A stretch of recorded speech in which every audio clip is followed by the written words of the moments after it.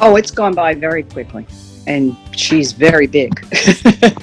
She's grown a lot in the week she's been here. Sleeping through the night is wonderful. She likes to go to bed at around 8:30, 9 o'clock, somewhere around there. And she usually gets up somewhere around 5:30 to use the potty.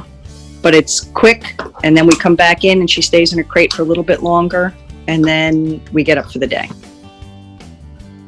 Hi, honey. So the potty training has been going very well for the most part. This is the part that is not going so well. She has recently discovered the cats. We're trying to keep that controlled. We are now big on gates. Her instinct is to explore constantly. She doesn't have a lengthy span of attention. So the bully stick entertains her for a little while, and then we're on to something else. So we have buckets of toys, and she likes to dump the bucket over and just take out her own toys. So that's good. The potty training's going really well. She's to the point now where if she's got to do poo-poo, she will bark at the door if I don't preempt it and expect her to have to go. So that's going very, very well. She's a very, very smart cookie. This goes more toward what I was saying about the gates and such. She likes to take the full water bowl and either put her paws in it or dump it.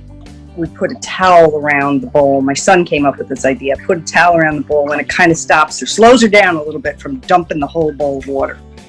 We just got taught in class this past week about putting something under your foot that she might be interested in that you don't want her to have, and teaching her to ignore it, essentially, so that eventually when she is placed with an adolescent, that person could say, leave it.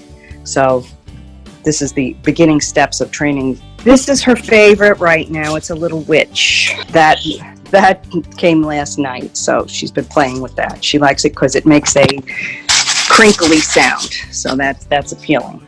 When she was weighed 2 weeks ago at training, turns out she was bigger than her siblings by a lot. The average was 18 pounds, the smallest was 17 pounds, and she was 22. A big girl. She's got big paws. I think she's going to be a big girl. Training classes are fine. She seems to enjoy seeing her siblings, which is nice.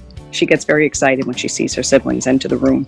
Sometimes she can get distracted, but last week she did better than usual with staying focused. The treats help with that. Last week we got harnesses for the first time, rather than just collars. The instructor also suggested that I start luring her rather than pulling on the leash. As I said before, she's a very smart cookie. So when I try the luring, sometimes she just stops dead in her tracks and sits because she'd like Stupid to give her another treat. We're working on it. Yes. But it's so interesting because sometimes you're just watching her and you see the wheels turn and you just know she's thinking about, okay, if I do this, this is going to happen. And if I do that, this is going to happen. And you can just see them figuring it out, which is exciting. And she goes to work with me every day, and she's really well behaved at the office. She likes to greet people when they come in. We don't have a lot of people coming in right now because of COVID, but she's the welcoming committee. My paralegal loves it because she's always wanted an office dog, so she's in heaven right now having a puppy in the office. I took her for a walk near my office this week, and we had to cross a street. So she's used to car noises because she goes to the office with me every day, and to use the potty, she has to be out near the street. So she was very good about crossing the street and following my lead. So that was nice. And I have taken her for a pleasure walk in the neighborhood, and that she was very, very good on. But I haven't gone into any stores or anything like that yet.